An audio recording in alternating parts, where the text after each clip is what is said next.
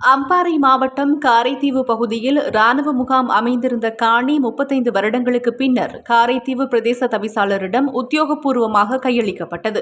இதற்காக ஏற்பாடு செய்யப்பட்டிருந்த நிகழ்வில் கிழக்கு மாகாண ராணுவ அதிகாரிகள் உள்ளிட்ட பலர் கலந்து கொண்டிருந்தனர்.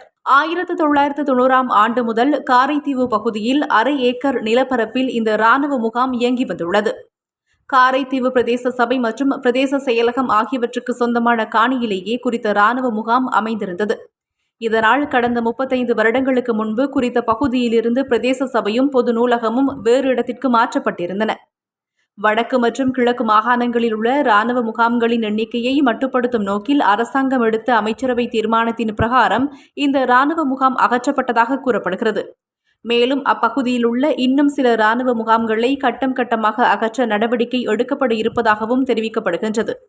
காரைதீவில் இருந்த இந்த ராணுவ முகாமை அகற்றுமாறு வலியுறுத்தி அப்பகுதி மக்களால் கடந்த காலங்களில் கவனஈர்ப்பு ஆர்ப்பாட்டங்கள் முன்னெடுக்கப்பட்டிருந்தமை குறிப்பிடத்தக்கது.